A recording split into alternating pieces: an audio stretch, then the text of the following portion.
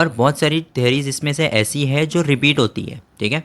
तो रिपीट होती है तो वो चीज़ हमारे लिए बहुत ज़्यादा अच्छा है। कम थ्योरी वाला चैप्टर है जिसमें से थ्योरी रिपीट्स हो रही है तो हमारे लिए पढ़ने के लिए कम है।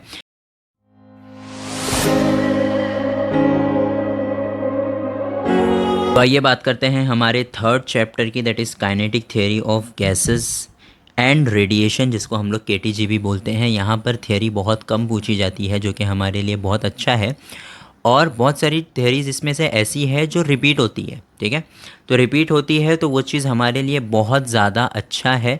कम थ्योरी वाला चैप्टर है जिसमें से थ्योरी रिपीट्स हो रही है तो हमारे लिए पढ़ने के लिए कम है।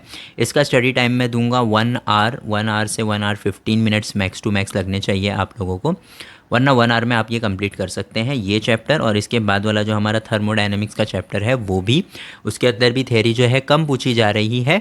इसका मतलब ये है कि फ़िक्स थ्योरीज उसके अंदर से भी पूछी जा रही है। तो एक से सवा घंटा इसके लिए, 1 से सवा घंटा उसके लिए। टोटल आपका जो हमारे प्रीवियस वीडियो में हमने 2 चैप्टर किए हैं, अगर आपने वो नहीं देखा है, डायरेक्ट आप सेकंड पार्ट देख रहे हैं तो लिंक डिस्क्रिप्शन में है। अगर आपने ब्लूप्रिंट अब तक नहीं देखा है तो जल्दी जल्दी देख लीजिए बच्चों, टाइम बहुत कम है हमारे पास। तो मैं जो है पूरे जो हमारा ये 4 चैप्टर है उसके लिए 5 से 6 घंटे के बीच का टाइम जो आप एक दिन में आराम से निकाल सकते हैं, एक दिन में ये सारे चैप्टर्स आप कर सकते हैं। 28 मार्क्स का जो हमारा टारगेट है वो कंप्लीट हो जाएगा अगर आपने ये सारी चीज़ें कर ली अच्छे से, ठीक है। तो we will be starting now with the kinetic theory of gases and radiation. इसके अंदर जो है ना बहुत ही कम चीज़ें हैं जो हमको पूछी जा रही हैं। सबसे पहले जो इम्पॉर्टेंट टॉपिक जो हमको यहाँ पर पूछा जा रहा है ना, दैट इज़ आइडियल गैस और रियल गैस। आइडियल गैस और रियल गैस वाला जो टॉपिक है ना, इसके अंदर जो है ये पढ़ लीजिएगा आप, ये इम्पॉर्टेंट नहीं है, पूछा नहीं है, तो ये जो है आप स्किप कर सकते हैं। Very first topic which will be important from this chapter is this, pressure of ideal gas. 4 mark के लिए आपको pressure of ideal gas on the walls पूछा हुआ है। ये जो हमारा डायग्राम यहाँ पर बना हुआ है और ये हमारा पूरा यहाँ तक के P = ½ N/V mv² वाला जो हमारा डेरिवेशन है, this is the most important derivation from this chapter which was asked for almost 4 marks 2 times. 2 बार ये हमको कम से कम पूछा गया है। 4 मार्क का हमारा ये चैप्टर है, प्रेशर ऑफ आइडियल गैस, ठीक है। ये हमारा जो टॉपिक है 4 मार्क का है, इसको अच्छे से आप पढ़ के जाइएगा। This is the first topic जो इसके अंदर हम पढ़ने वाले हैं। फिर उसके बाद आते हैं आरएमएस। आरएमएस हमको जो है 1 मार्क के लिए पूछा है, ठीक है। डिफाइन आरएमएस, और आरएमएस स्पीड जो होता है मीन स्क्वायर, हमारा जो रूट मीन स्क्वायर है आरएमएस वो यहाँ पर है, ठीक है। और this is the gamma, gamma का वैल्यू CP/CV, ये तो हम लोग पिछले साल से पढ़ रहे हैं, that is not so important. VS = √γ/RT/m0। ये हमारा एक इम्पॉर्टेंट डेरिवेशन है। अगर डेरिवेशन पूछेगा तो 2 मार्क्स के लिए पूछेगा बच्चों, और अगर सिर्फ हम लोग को जो है डिफाइन आरएमएस पूछ लिया तो हमको सिर्फ डिफाइन करना है, ठीक है। ये हमारा एक इम्पॉर्टेंट टॉपिक है। Interpretation of kinetic theory is not that important, ठीक है, इतना खास कुछ है नहीं। Law of equipartition of energy, this is important, ठीक है। ये हमारा एक इम्पॉर्टेंट टॉपिक है। डिग्रीज ऑफ फ्रीडम, ये हमको जो है पढ़ करके जाना है अच्छे से, डिग्री ऑफ फ्रीडम है क्या, ठीक है। ये भी हमको एक बार पूछा है ये टॉपिक। फिर उसके बाद आते हैं हम लोग स्पेसिफिक हीट कैपेसिटी, ये भी इंपॉर्टेंट टॉपिक है जिसके अंदर क्या इंपॉर्टेंट है, मेयर्स रिलेशन इंपॉर्टेंट है। लास्ट ईयर ही ये टॉपिक पूछा है, जो भी बच्चों लास्ट ईयर पूछा है ना उसको आप बहुत अच्छे से पढ़ करके जाना। मैं पहले ही बोल रहा हूँ, CP-CV = R/J, ये हम लोग को जो है लास्ट ईयर प्रूफ आया था। Proof the Mayer's relation CP-CV = R/J, फरवरी 2024 का ये हमारा एक क्वेश्चन था। तो ये मेयर्स लॉ हमारा जो है ना इम्पॉर्टेंट है, मेयर्स रिलेशन, जिसके अंदर हम लोग को CP-CV वाला फार्मूला यूज़ होता है। Mono atomic gases and di atomic gases आप रीड करके जा सकते हैं। पॉली एटॉमिक गैसेज ये सब अब तक एग्जामिनेशन में पूछा नहीं है, मेयर्स लॉ पूछा है, दैट इज़ इम्पॉर्टेंट, आप वो पढ़ के जाइए, एग्जाम में इस साल पूछने के चांसेस हैं। Absorption, reflection and transmission of heat radiation, ये बहुत ही इजी टॉपिक है, इसको आप बस रीड करके जा सकते हैं। Now comes the very end the most important topic of this chapter, that is Ferry's black body. हमने जो है ना यहाँ पर पूरी लिस्ट निकाल के रखी है। मैं आपको अगर बता दूँ कब कब पूछा गया है, जुलाई 2018 हमारा सिलेबस नहीं था लेकिन पूछा गया है। फरवरी 2024 यानी पिछले साल पूछा गया है। उसके बाद मार्च 2019 पूछा गया है। फिर उसके बाद बॉयल्स पूछा गया है। ब्लैक बॉडी रेडिएशन 2020 वापस से पूछा गया है। रॉ नीट लेबल डायग्राम अक्टूबर 2021 फिर से पूछा गया है। और हाँ, ये आप देख सकते हैं सिर्फ और सिर्फ 2022 में छोड़ करके 18, 19, 20, 21, 23, 24 5 साल से लगातार आपको ब्लैक बॉडी का क्वेश्चन आ रहा है।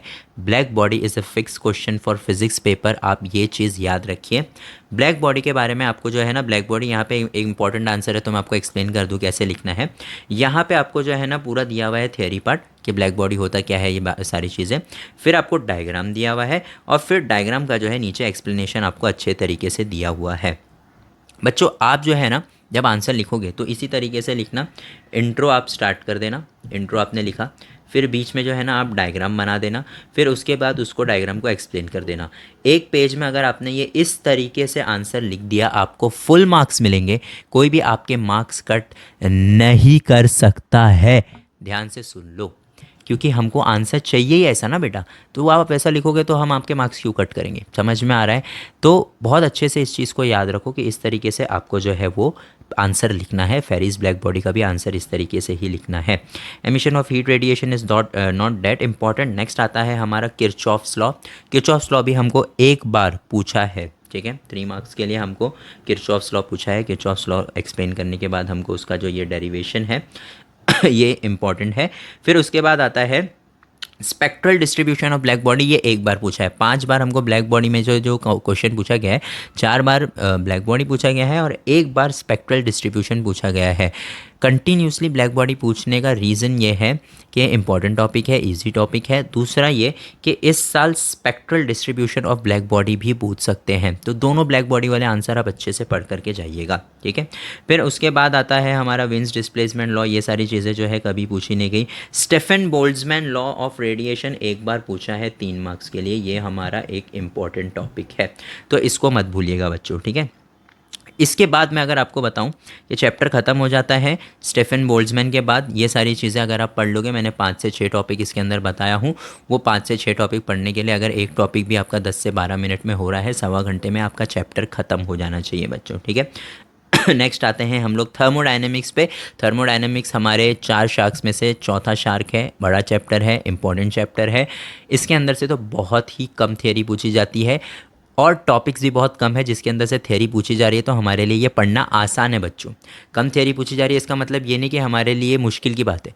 कम थ्योरी पूछी जा रही है मतलब बहुत लिमिटेड थ्योरी पूछी जा रही है, तो लिमिटेड टॉपिक्स ही हमको पढ़ने पड़ेंगे अगर आप जो है न्यूमेरिकल नहीं करके जा रहे हैं तो, ठीक है। इंट्रोडक्शन वगैरह तो आप रीड करना है तो रीड कर सकते हो। Thermal equilibrium is not that important. Zeroth law will be the first topic which is important. Zeroth law का एक बार हमको पूछा है, ठीक है। 1 से 2 मार्क का ये हमारा क्वेश्चन बन सकता है ज़ीरोथ लॉ। रोटेशनल डायनेमिक्स की तरह इसमें घुमा फिरा के क्वेश्चन नहीं पूछे जाते हैं बच्चों। अगर आपको ज़ीरोथ लॉ पूछना है उन लोगों को तो वो ज़ीरोथ लॉ डायरेक्ट पूछेंगे, there is no worrying about it, ठीक है। बहुत अच्छी बात है। ज़ीरोथ लॉ आपने एक्सप्लेन कर दिया, डायग्राम वगैरह बनाना है आप बना सकते हो। Heat, internal energy and work के अंदर जो है ना लास्ट ईयर एक मार्क्स का जो है ना इन लोगों ने क्या पूछ लिया था, व्हाट इज़ सराउंडिंग।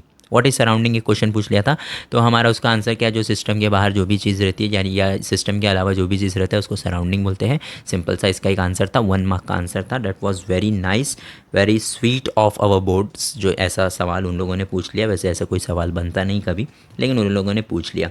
मेरे हिसाब से जो है ना ये 3 चीज़ें इंपॉर्टेंट है, thermodynamic systems, open system, close system और आइसोलेटेड सिस्टम। इसको अच्छे से याद रखिए, लेकिन याद रखिए कि ये है क्या, ये है थर्मोडायनेमिक सिस्टम, ठीक है। इसके आगे एक और चीज़ आने वाला है जो इनसे मिलता जुलता है, तो उसमें आप कंफ्यूज मत हो जाइएगा। ये भी है फ्री एक्सपेंशन जो है, लास्ट ईयर फ्री एक्सपेंशन का भी हमको जो है पूछा गया था। ये भी हमको जो है 2 मार्क्स का वेरी फर्स्ट क्वेश्चन ही पूछा गया था। हाँ, वेरी फर्स्ट क्वेश्चन 2 मार्क का जो है यही पूछा गया था, तो that is also very important question, ठीक है। तो इस चीज़ को आप याद रखिए। फिर उसके बाद हम लोग आ जाते हैं थोड़ा सा या उसके बाद आते हैं फर्स्ट लॉ ऑफ थर्मोडायनेमिक्स के। फर्स्ट लॉ ऑफ थर्मोडायनेमिक्स हमारे लिए इंपॉर्टेंट है, ठीक है। लेकिन फर्स्ट लॉ ऑफ थर्मोडायनेमिक्स में प्रॉब्लम यह है ना कि फर्स्ट लॉ थर्मोडायनेमिक्स पूरा नहीं था, पहले फर्स्ट लॉ बना, फिर उसके अंदर कुछ चीज़ें कम पड़ गई तो फिर हमको ज़ीरोथ लॉ बनाना पड़ा, ठीक है। फिर उसके बाद भी कुछ चीज़ें कम पड़ी तो हमको सेकेंड लॉ बनाना पड़ा। मतलब इसकी लिमिटेशंस है। Limitations of first law of thermodynamics हमारा जो है एक इम्पॉर्टेंट क्वेश्चन है, ठीक है, तो उसको याद रखिए। एक क्वेश्चन हमारा limitation of thermodynamics first law है, state first law of thermodynamics भी एक क्वेश्चन है, ठीक है। फिर उसके बाद जो है अगर हम आगे बढ़ते हैं तो फिर हमारा जो है ये तो फर्स्ट लॉ ऑफ थर्मोडायनेमिक्स हो गया, ये सारी चीज़ें आपको पढ़नी है, वो तो इम्पॉर्टेंट है ही। लेकिन उसके बाद आता है थर्मोडायनेमिक इक्विलिब्रियम। थर्मोडायनेमिक इक्विलिब्रियम हमारे पास 3 टाइप के हैं। मैंने बताया थर्मोडायनेमिक सिस्टम 3 टाइप के हैं, थर्मोडायनेमिक इक्विलिब्रियम भी हमारे पास कितने टाइप के हैं, 3 टाइप के। एक हो गया मैकेनिकल, एक हो गया केमिकल और एक हो गया थर्मल इक्विलिब्रियम। ये भी हमारा एक इंपॉर्टेंट टॉपिक है, ठीक है, पूछा नहीं है एग्जाम में लेकिन इंपॉर्टेंट टॉपिक है। फिर उसके बाद पीवी डायग्राम से जो है हमको एक्सप्लेनेशन करना था एक, मैंने अभी यहाँ पर क्वेश्चन देखा था। अभी आप सोच रहे होंगे सर ये आप कहाँ से देख करके बता रहे हैं, मैंने पहले के 2 वीडियोज़ में भी बता चुका हूँ कि हमारे पास पूरे 6 साल का PYQ रेडी है, प्रीवियस ईयर क्वेश्चन। अगर आपको अब तक वो नहीं मिला है, बहुत सारे बच्चों को हमने दे दिया है, 150 से 200 ज़्यादा बच्चों को हमने दे दिया है। अगर आपको अब तक नहीं मिला है तो आप नीचे कमेंट कर सकते हैं PYQ, आपको उसका ड्राइव का लिंक मिल जाएगा बच्चों, आप उसमें से भी रेफ़र कर सकते हैं।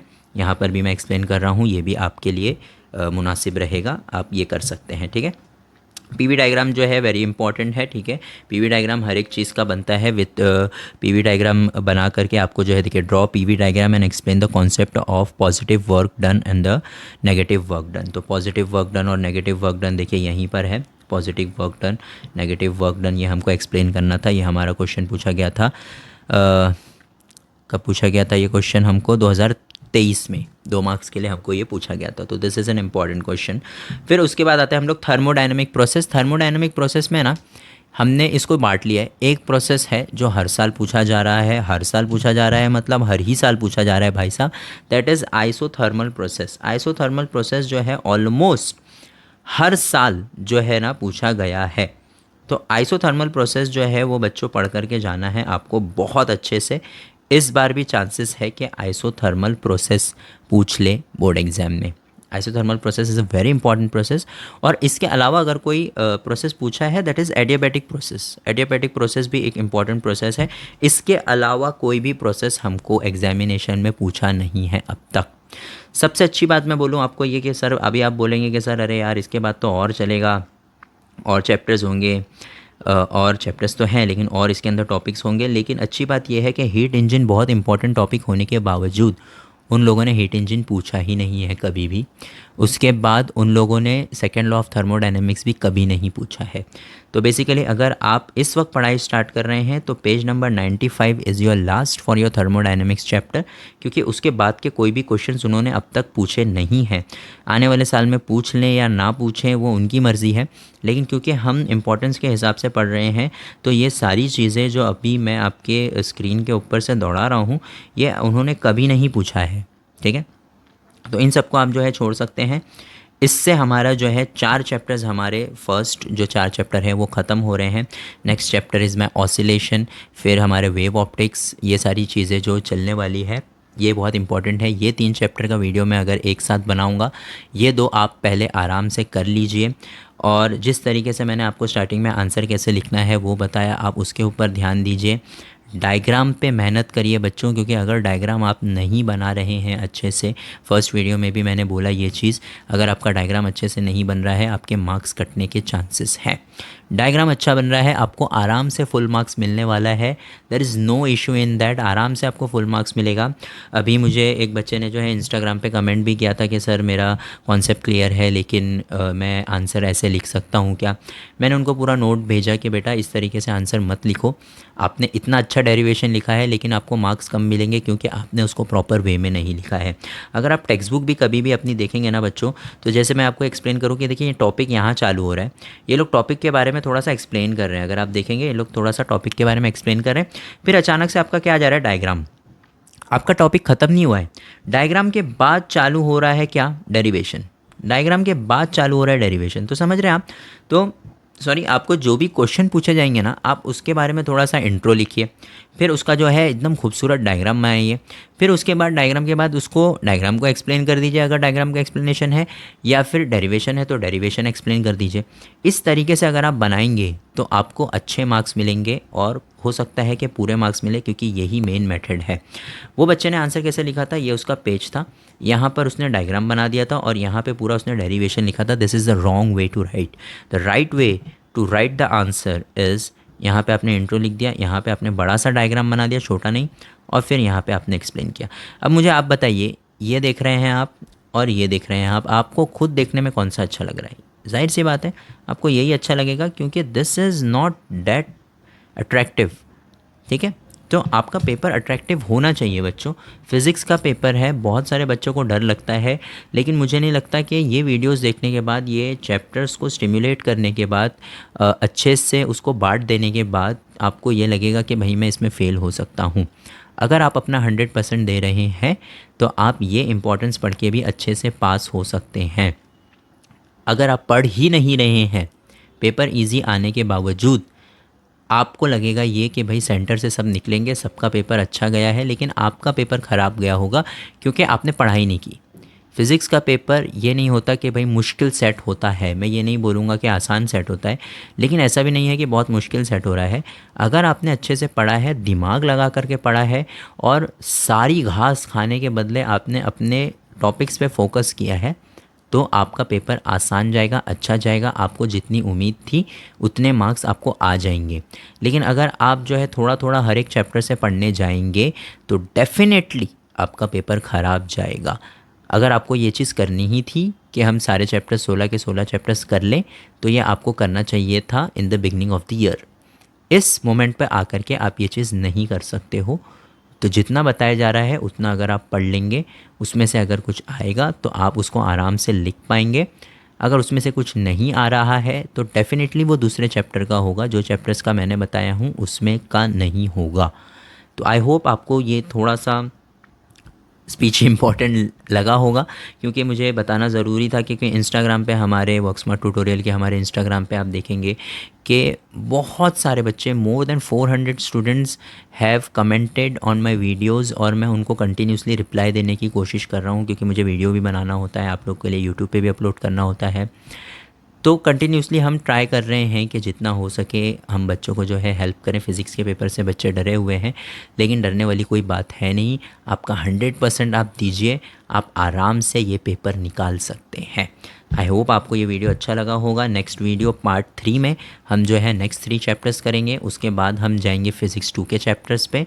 फ़िज़िक्स 2 के चैप्टर्स में हम लोग जो है 5 चैप्टर्स कवर करने वाले हैं, तो ये हो जाएंगे 4, वो 3, 7 और वो 5, 12 चैप्टर्स हम कवर करने वाले हैं 16 में से। अगर वो पूरे आप हमारे साथ कर लेंगे, आपका पेपर डेफिनेटली अच्छा जाएगा। सब्सक्राइब करना मत भूलिएगा चैनल को। यूट्यूब पे हमें सब्सक्राइब कर दीजिए, इंस्टाग्राम पे हमें फॉलो ज़रूर कर लीजिएगा और ऐसे अपडेट्स के लिए। And stay tuned. Thank you so much.